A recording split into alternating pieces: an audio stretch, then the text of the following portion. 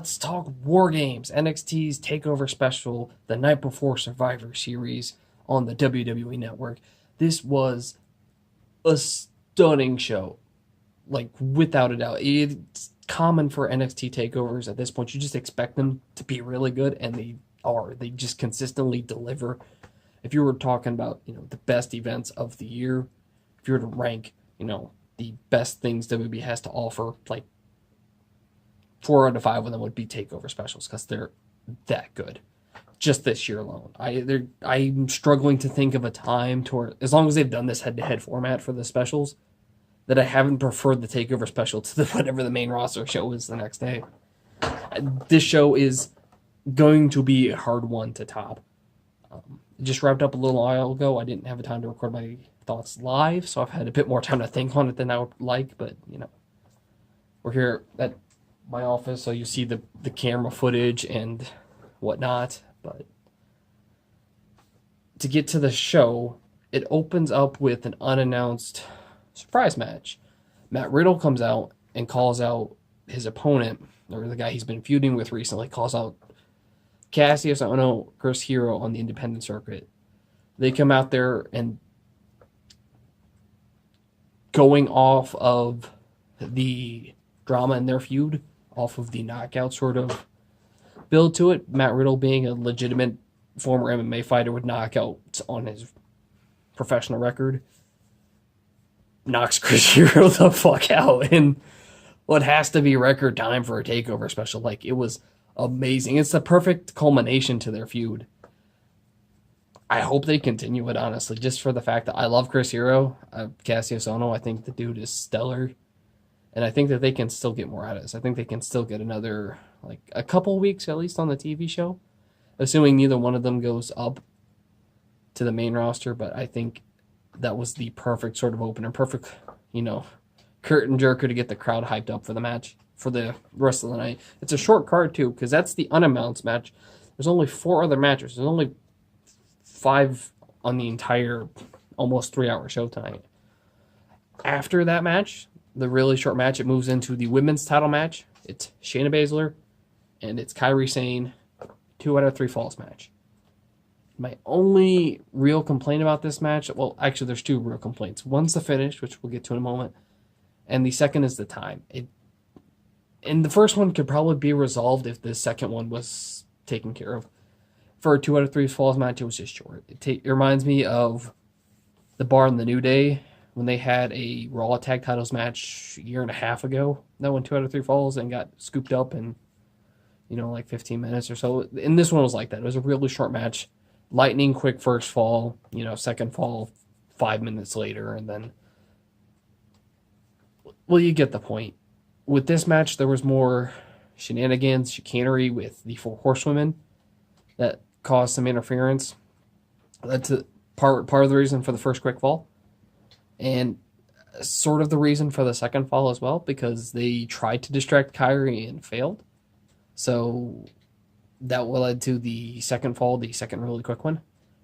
And then as the third one was getting out of the way, there was more interference, more really heavy interference this time, like they were really going at it. And that caused some help to run down from backstage to try and even the odds. Friends of Kairi's, Dakota Kai came in. Obviously, she had the whole little mini feud with Shayna Baszler earlier this year, which I was really hoping they could have done something more with, but it's good to see her still in the thick of things, that they still have some sort of idea for her.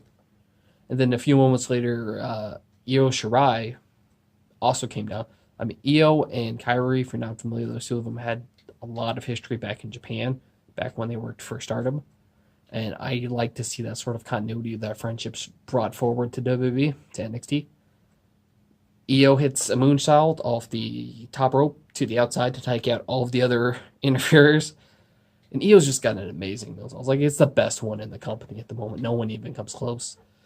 After she hits that moonsault, it's just down to Kairi Sane and Shayna Baszler. And really quickly from that massive spot, they go to the finish. Kairi Sane goes up, hits her elbow drop, and immediately gets scooped and rolled over into a pin count. Which, to me, just is my big problem with the finish of the match. She hits her finish. Kairi Sane gets the big moment, the massive, massive drop, and immediately gets rolled over. It's not like Shayna rolled out of the way or looked like she blocked it in any way, at least from the camera angle I could see. It's just like immediately she got hit in the chest and then just grabbed the person who was on top of her still to turn over and get a pin count. I mean, at least she sold it after the match, like Kairi Sane or Shayna Baszler, sorry, on the outside when she was getting handed the title for winning the match, still sold it, grabbed onto her chest and her ribs like it really fucking hurt, like it should. But it just feels odd to me for them to do that to the finisher. I don't know. But that was it for the bad half of the show. And this is like 30 minutes into it. You still have 2 hours left of the show. And from here on, it is top to bottom some of the best wrestling in the world at the moment. NXT has consistently delivered. So if they should give you my should color your thoughts on the rest of the show, it just gets nothing but amazing from here on out. Third match on the card is the grudge match between Aleister Black and Johnny Gargano. This is the follow-up from the interference from the blow-off in the summer previously, where the phone storage is in a much worse state than I thought it was. Going back to it, this match, the Johnny Gargano and Aleister Black, was the follow-up from earlier in the summer, where the original plan was a triple threat between the two of them and Tommaso Ciampa for the world title. And Aleister Black got injured, and the way they wrote it off in the storyline was someone jumped him backstage. Some shenanigans and some chicanery later, we come to find out Johnny Gargano did it. And one of the least suspecting heel turns in a while, at least a lot of fans didn't expect it. If you watch the character leading between these matches, it sort of made sense, as the previous Gargano and Ciampa matches had shown Gargano getting darker and more desperate, and him turning heel seemed like the natural progression of it. And you see a lot of that here. He's a very, not overt heel, but a very vicious wrestler, something that he wasn't quite as much previously, at least in non-Tommaso Ciampa matches, and any of his other regular matches he was driven, but he wasn't nearly as vicious. And this match delivered top to bottom. These two can really fucking go. Aleister Black has improved massively since he debuted, and Johnny Gargano has been a stellar wrestler and continues to show it. There's a couple of spots in here in really particular that I really liked. There was the moment about halfway through the match where Aleister Black does the thing where he sits down in the middle of the ring and just stares at his opponent, inviting them to come at him, to do something. And in this case, literally, he's like, come on, hit me, give me your best shot. So Johnny Gargano pulls down his knee pad and goes for the knee strike and misses, rolls over the match, goes away. But I love that moment. I love Aleister Black's thing where he just gets in their face like that and tries to psych him out. This gets called back to later in the match, actually, when Gargano is the one on the ropes, and he's really struggling at this point in the match. He's down on his feet, kissing the boot of Aleister Black, begging for forgiveness. And he's like, please, I'm sorry, forgive me, and, kick me, end me, or whatever. And so Black does the thing where he raises him up with his heel, goes for the high kick and misses. Match continues, and it's just, I love those spots. Like, they mirror each other, and neither one of these spots connect. Like, they both missed the move, but I think it's an amazing story being told there, and I wish you saw more sort of that subtle bit of storytelling. It's just one of the little things that add throughout this match. Then the finish for this match was really, really brutal. Black mask into black mask. Until you think he kicks him like 3 times in a row. Gargano gets absolutely ended in the finish to this match. And it's the perfect way you want to do it. Aleister Black is just coming back from injury. He needs to look really impressive. He's now #1 contender, so he'll go on to face the winner of the next match. But Johnny Gargano looks like $1 million in this defeat. This seems to be something the main roster can't seem to figure out, but NXT and a lot of other places have got it figured out, where you don't need to win in order to look strong, in order to still get over. I think Johnny Gargano here is a perfect case that he looked phenomenal. And regardless of what he does here, if he gets back into the title picture or if he gets called up or whatever the case is, he's got the fuel from this match to keep going. After this match, it leads into the title match. And this one is Tommaso Ciampa versus Velveteen Dream. And what can you say about this match that other people haven't said before? This is probably my favorite match on the card. I might have said that about the last one. There's a lot of good matches on this card, but it's phenomenal. Velveteen Dream has gone above and beyond what anyone could ever expect from such an odd, unique character. And every match this year he's been in has been incredible. Tommaso Ciampa, on the other hand, has played the perfect heel. His entire career since the split of DIY has been this Blackheart character, this despicable, despisable thing who will stop at nothing to get to the top. And in this point in his career, he's already on top, and you can see he's afraid to lose it, which I think is the natural progression of that. Once he's stepped across everyone's throat to climb the top of this ladder, once he's made everybody a speed bump in his way to the championship, he doesn't want to lose it, and you can see it when he's faced up against a competent opponent. It shows. It's not that he's afraid of Velveteen Dream, because he's not afraid of him. He's afraid of losing the title. And I think that's a very important quality to have in your sort of champion if you want him to be a heel. With the story that they've told, they've done it so well with Tommaso Ciampa, and they need to keep this going if they want to continue this trend. As for the match itself, it was incredible. If you've seen any of the Tommaso Ciampa matches, you have a sort of an idea of what to expect. He has a wide variety of very vicious looking moves, a lot of painful stuff. Velveteen Dream is always eccentric and over the top. In this match, he was a callback to Hollywood Hulk Hogan. He had the black and white, walked down to the ring with a t-shirt that said, it was NWO spoof, but I forget what letters they had changed out for. But it's just so fitting for him because Dream is so incredibly unique. I don't think you can make this get away with anybody else, but it works for him. It was a great look, and in the match, there was a couple of moments where he started hulking up, and he did the point at Tommaso Ciampa, did the forearms, did the big boot, did a leg drop, did 2 leg drops, 3 leg drops in a row, and I'm sorry, and Tommaso Ciampa kicks out. Like, who kicks out of the leg drop? If your name's not Ultimate Warrior, you know what I mean. But the other really interesting spot in this match, there was closer towards the end of it, one that I wanted to mention. Tommaso Ciampa is doing his thing on the outside of the ring. He pulls up the padding on the floor and goes for that hangman DDT onto the concrete as he's trying to drag Black out of the ring. Black instead of forces himself forwards and launches the two of them over the announce table into Mauro Ranallo and Nigel McGuinness and Vic Joseph, I think. I forget who the third guy in NXT is. Is it Percy?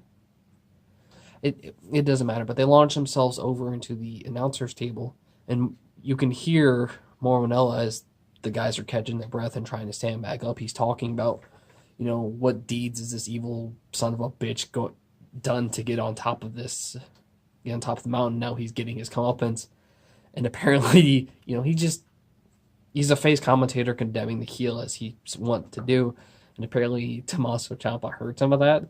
So when he's coming up, he just grabbed some papers that they knocked off and just threw them in Mauro Ranallo's face. I mean, it didn't hurt him or anything, but the crowd went ballistic, like nuclear fucking heat. That's a spot. That is how you get heat on a guy. You get someone just even remotely close to the commentators in NXT, and the crowd went crazy. That is such a beautiful, beautiful moment. Like, you can't script that. It's just so good. And Ciampa throws it in there, and he's telling the announcers, I'm the fucking champion. You will respect me.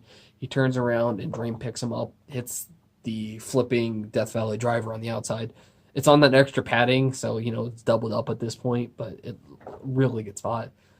Gets sent into the ring. This leads to the proper finish of it. Dream goes for his massive elbow drop, hits it, only gets a 2 count. There's a roll to the outside. Dream goes to the top again as Ciampa's on the outside on the apron, but hasn't gone to the floor yet. So Dream tries to elbow drop him while he's still on the apron and misses catastrophically to the outside. And it's one of those things where I know what they were intending to do, but it didn't look like, even if Ciampa hadn't moved, I don't think Dream would have hit this elbow drop. But that's just me nitpicking. And Ciampa seizes the opportunity, gets Dream back into the match, or gets him back into the ring, hits his Hangman DDT on the ring in the middle on that separated section between the two rings here, and just, you looked like Dream had died, basically. He was out cold. He sells that so well. Get in the ring, there's the 3 count. Tommaso Ciampa is still your champion. And I'm assuming this leads to a rematch with Ciampa and Black, which should be phenomenal as well when you've got 2 such vicious characters going at each other again. It should be really, really good. I'm looking forward to that match, if that's going to be at the Royal Rumble or not. But that should be incredible. Moving on from that is the finals. It is Wargames. Undisputed Era versus War Raiders, Pete Dunne, and Ricochet. Undisputed Era from last year had won Wargames, so they have a bit more experience in this match as the storyline going into it, because they know what to expect. At least 3 of the 4 of them do. The 4th one was on injury last year. Bobby Fish, I believe it was. But he's back this year, so they're at full strength coming into this game. And the format for Wargames is 2 guys start in the ring, then every 3 minutes, one of their partners gets released until all 4 are in, and then at that point is when you can get a finish, when you can get to a pinfall or submission. So starting in all sorts of these lopsided matches, someone gets the advantage. So there's a point where it's 2-on-1, then it's tied up, then it's 3-on-2, and then it's tied up, So it's really engaging back and forth content like that for whatever the case is. I can't do math in my head. First 20 minutes of the match, 18 minutes or so, when the 5th guy gets released. So at this point, it's 4 of them to the other 3. There's still 1 guy locked in the cage. The last guy is, I want to say it's Bobby Fish, one of Redragon, and he takes his lock and puts it on the other cage. So even if the other guy does come to the out, he can't get past the cage anymore. The ref's got the key to the first one, but Undisputed Era takes the key to theirs and chucks it into the audience. So now there's 2 padlocks in that cage. And he goes on and they do the 3-on-4 thing, the heel thing, and they take the advantage and start leveling the playing field. When comes time for that 4th one, then they can't get him out, and the refs have to go to the backstage, and they actually bring out Bolt. Part 3. This is going to be a massive pain in the ass to edit, because my phone keeps dying. Like, it's not an issue with storage that time. I don't know what the fuck happened. But anyways, as we're getting to the roughly halfway point of the match, the last guy tries to get released, and the refs can't get the cage open because of that second lock. So they actually go backstage and get bolt cutters to come and cut it, which I thought it was a really nice spot. Like, it made sense. That's logically what you expect them to do.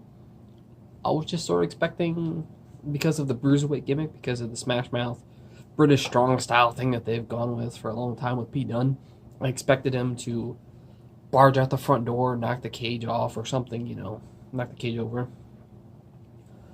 Expecting something like that, but we didn't get anything. They just brought bolt cutters, and he went out there like a bat out of hell and trying to get into the cage. All 4 members of the Undisputed Era, having had the advantage for so long, had laid out the rest of the team. They were holding the cage door shut so he couldn't get into the match for a few more minutes. So what they do, or what Pete Dunne does, is he grabs a kendo stick, and all the other guys are holding the cage, and he takes the kendo stick and just like whacks them on their hands. It's a brutal looking spot. It was really nice. The kendo stick sounds amazing. And he does that to 3 of them. The 4th member tries to, as he swings the cage open, Adam Cole leans in and tries to pulls the cage back shut. So as he's leaning over, Pete Dunne grabs his arm, puts it down on the announcer step, and thwacks him with it. At least that's what it's supposed to look like. He hit the side of the cage, and Adam Cole sold it regardless. But I don't think he got anywhere near his hand. After he gets all four of them down, he slams the cage into the last one. So all four members of Undisputed Era reeling. This gives the other guys in time to recoup a bit so they can hold him down. And while that exchange is going on, instead of getting into the ring finally, Pete Dunne starts loading in the toys, the weaponry, trash cans, tables, a chain, kendo stick. Once all the fun things are in the cage, then Pete Dunne gets in. The refs are in there. The cage door gets locked behind them. Now the match can officially begin and officially end. That's when you have all parties involved inside the cage. And this is probably like only halfway through the match. They've gone for 20 minutes at this point, and there's still another 20 more. If you're not familiar with the Wargames matches, they're just massive, crazy. I don't want to call them a spot fest, but it's very high pace. There's moment-to-moment action. It's really non-stop. And there's a couple of really engaging spots, really interesting spots. There was one for one of the tables where there was Ricochet had tried to put one member of Undisputed Era through a table. He put him on the table to climb up to the top. As he loaded him onto the table, though, he caught into a triangle choke. So one of the War Raiders, I want to say it's Rowan, but I forget them switched up all the time, from the other ring turn post, jumps across the gap and slams Bobby Fish through the table while he's holding onto this triangle choke to Ricochet. It was amazing finish, or not finish, it was an amazing spot. Moving on from that, there was a couple of other really cool spots. There was one where there's this sort of Tower of Doom thing going on, where there's 6 of them climbing onto the cage. Well, step back for a second. The other stipulation for this match is it could end by pinfall, submission, or disqualification. And this happens if one of your team members escapes the cage. You're not supposed to leave the cage. So what they did, or what Undisputed Era did, is Adam Cole climbed up to the top of the cage and goaded Ricochet to try and follow him. As Ricochet gets on top of the cage, he gets thwacked on the side with a kendo stick or something. He gets attacked from both sides. So once he's laid out on top of the cage, they start trying to push him off into the ground, so he gets his team disqualified. That leads to, other people climbing onto the side of the cage to sort of try and even the odds, and it gets to the point where 6 of the men are on top of this cage wall in various states and on top of the rings, 2 of them at the very top trying to fight through it. So one of the War Raiders gets underneath everybody.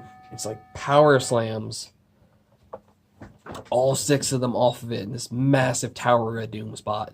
Leaves Ricochet alone, missing the carnage. As everyone's getting up from that, Ricochet does a double moonsault off the top of the cage and practically misses. Like, he got caught, but fucking barely. That's the other really big spot to the match was the finish, basically. Like, there's a lot of spots. I can't really cover them all in this short match. You should really see it. If you like the first Wargames, it's pretty much just more of that. It's just non-stop craziness. Oh, there's one other spot I want to talk about. It's a face-off. Or after that had double moonsault, everybody had separated and gone to other ends of the cage. So the 4 of them are in the 2 rings. They meet in the middle, and they just start slugging it out. It's just this standoff moment. It was so good. The build for it was really, really spot on. Presents the worst fucking review in the history of YouTube, broken up into 17 segments recorded on mobile. Move after the face-off spot, it's really close to the finish of the match. Everyone starts doing finishers and laying each other out. War Raiders hit their Super Collider on, not the Super Collider, that's Author of Pains, but they hit that one of their massive like combo powerbomb moves. Then Redragon hits the high-low. There's a couple of others. For the life of me, I can't remember. In the other ring, Adam Cole goes for the kick, misses, gets caught in Pete Dunne's pump handle drop finisher sort of thing. And then immediately after that drop, Ricochet comes off. You can't see what move Ricochet did because of the camera being zoomed so far in on Adam Cole lying on the ground. But Ricochet comes in from off screen, which I'm assuming is a moonsault or a splash or something. Thwacks him lands on top of him. The two of them, Pete Dunne and Ricochet, go for the cover. They get the 3 count. And the match is over. There's a lot to say about that match, and it's really hard to condense it without giving away too much of it, but it was a really, really good match. I didn't like it as much as I did the last Wargames, but it was still entertaining nonstop. Much like the rest of the show. If you were to give this show a grade, a letter grade, just like any other Takeover specials, this is an A. Watch it. Just go ahead. If you're an all fan of wrestling, then these shows are it. This is the pinnacle of what WWE can do at the moment. Regardless of, the couple of, you can sort of get the opening 2 matches for like storyline or time purposes. They weren't bad either. Like, they weren't awful matches, but you could have done without them or, added some time to them. But the other matches in the show more than made up for it. Gargano and Black is stunning. Ciampa and Velveteen Dream is amazing. And the Wargames match was another massive chaotic clusterfuck of a cage match, which I always enjoyed. I've always enjoyed that style of just non-stop brutality. If you've got that many men in the ring, let them go at each other. That's what I gotta say for that. Hopefully, we'll see how Survivor Series plays out tonight. But they'll have a very, very, very high bar to get over. NXT continues to deliver. And I'm looking forward to the next one.